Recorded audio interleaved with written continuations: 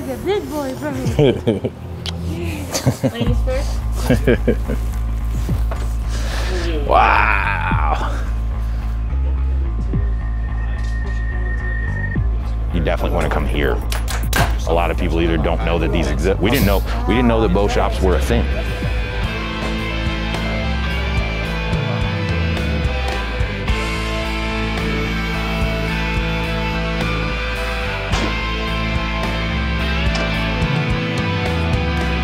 This one's the one for me this year. Next year I might be shooting this one, who knows?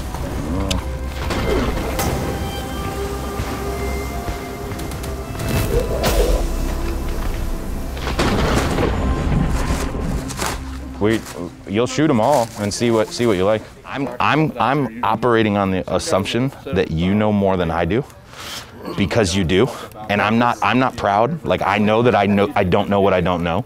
So I would much rather just say, hey, this is the bow I like because I like how it feels. If you were building this bow for yourself, how would you build it? And if I try and I don't like it, I'll tell you that, and then we'll look for something else, because we're here where you have everything. So I'm like, I don't like A. How about B? Nah, let's try C, D, E, F.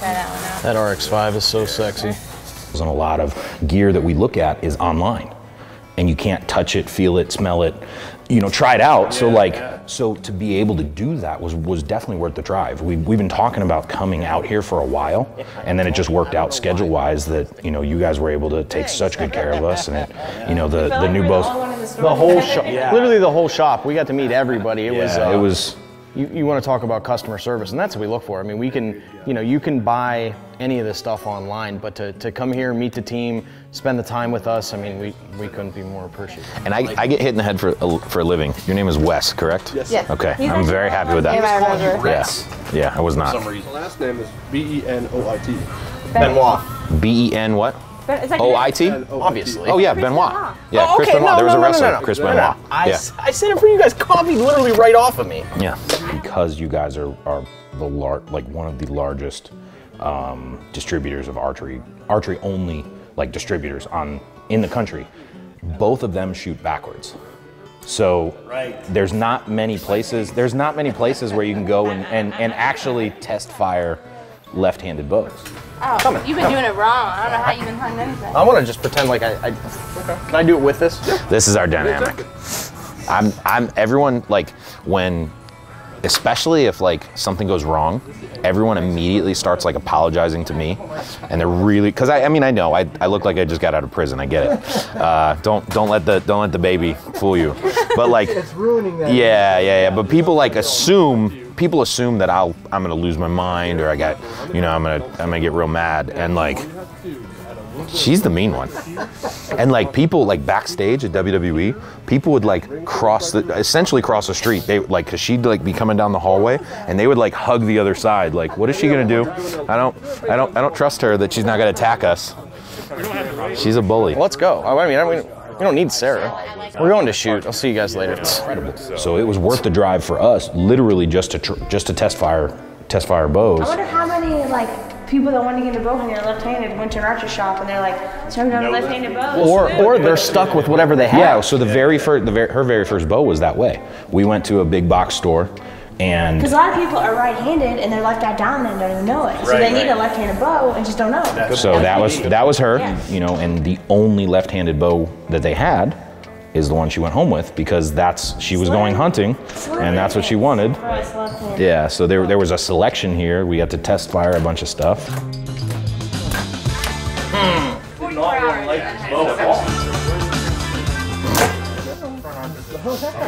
Do you see her?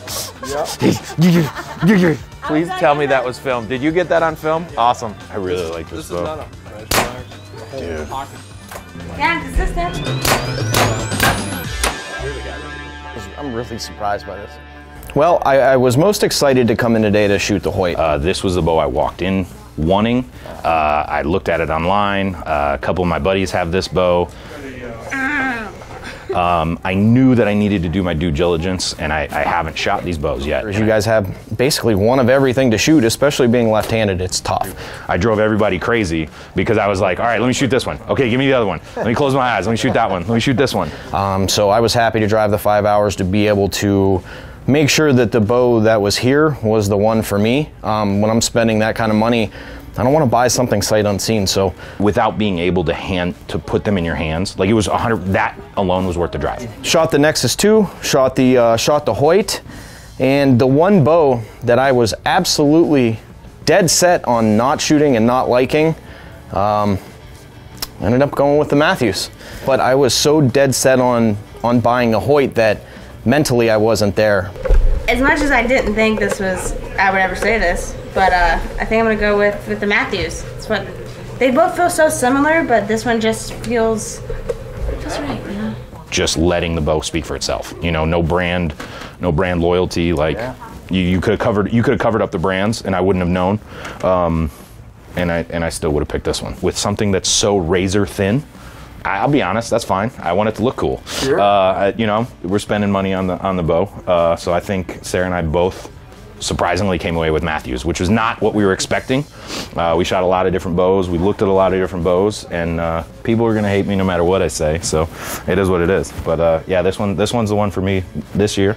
Next year I might be shooting this one. Who knows? You know, being left-handed, we're kind of the misfits, right? So we kind of buy and we hope that we like it. When you come to Lancaster, you have everything in front of you that you can shoot, and when you're going to spend, you know, $1,000, $1,500, almost $2,000 on a bow, you better shoot it first. So thanks again for having us. I appreciate it. Absolutely. That's it, folks. Don't buy on hope. Shoot it first. That one better. Oh, especially with the green limbs. One? That's the one. That's Sitka elevated 2. 2-bar setup. Probably 1 bar. Right. That's perfect. Literally have a yeah.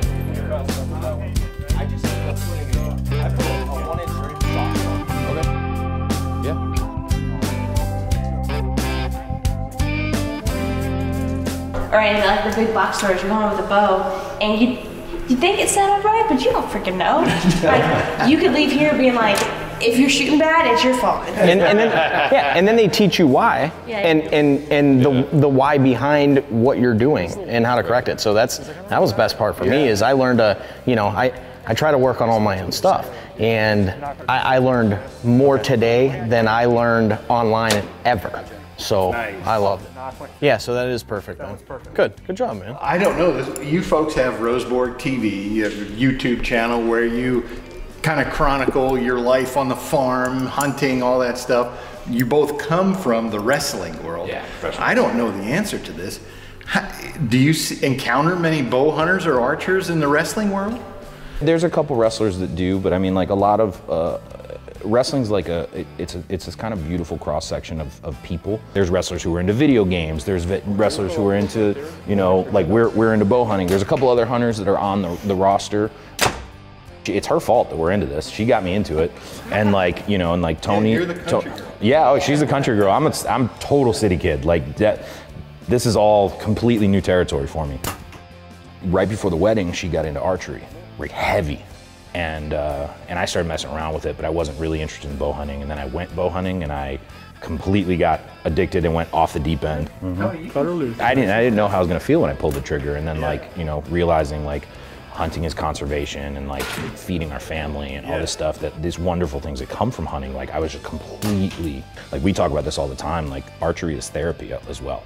My first year hunting, I was so bad with my bow, and not even bad, I was unconfident with my bow, that I hunted with a crossbow because I was not going to take that chance.